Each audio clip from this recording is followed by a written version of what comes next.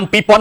2029អាចនឹងមានរឿងធំកើតឡើងរុស្ស៊ីផលិតរថក្រោះ1500គ្រឿងនៅក្នុងមួយឆ្នាំត្រៀមទុករួចជាស្រេចខណៈកំពុងតែវាយប្រហារលើអ៊ុយក្រែនដោយព្យុះសង្ឃរាយោងតាមភ្នាក់ងារសារព័ត៌មាន CNA បានរាយការណ៍នៅក្នុងថ្ងៃអង្គារនេះថារុស្ស៊ីបានប្រើដ្រូនបើកការវាយប្រហារទៅលើអ៊ុយក្រែនជាថ្មីទៀតហើយកាលពីយប់មិញដោយផ្ដោតទៅលើទីក្រុងគីវនិងទីក្រុងអូឌីសាដែលជាហេតុធ្វើឲ្យប្រវត្តិនៅក្នុងទីក្រុងទាំងពីរនេះរត់រោគជំរកក្រោមដីទាំងយប់ការវាយប្រហារនេះកើតមានឡើងត្រឹមតែមួយថ្ងៃតែប៉ុណ្ណោះបន្ទាប់ពីរុស្ស៊ីបានបង្ហោះដ្រូនរហូតដល់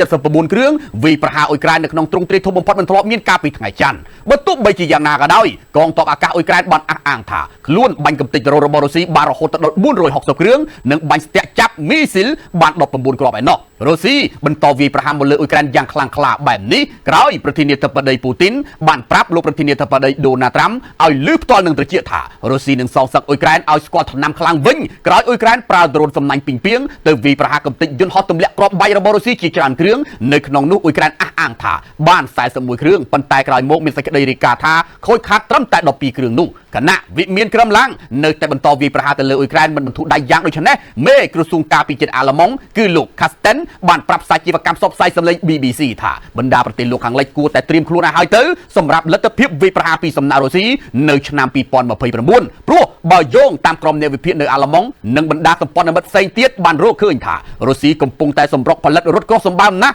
បានប្រហែលជា1500គ្រឿងឯណោះនៅក្នុងមួយឆ្នាំហើយនៅក្នុងឆ្នាំ2024តែមួយគត់រុស្ស៊ីផលិតគ្រាប់កាំភ្លើងធំ152មីលីម៉ែត្រមិនក្រោម4លានគ្រាប់នោះឡើយហេតុដូច្នេះបណ្ដាប្រទេសនៅលោកខាងលិចជាពិសេសប្រទេសនៅក្នុងតំបន់បាល់ទិកគួរតែប្រុងប្រយ័ត្នឲ្យបានខ្ពស់បំផុតព្រោះមហិច្ឆតារបស់រុស្ស៊ីគឺមិនចប់ត្រឹមអ៊ុយក្រែននោះឡើយ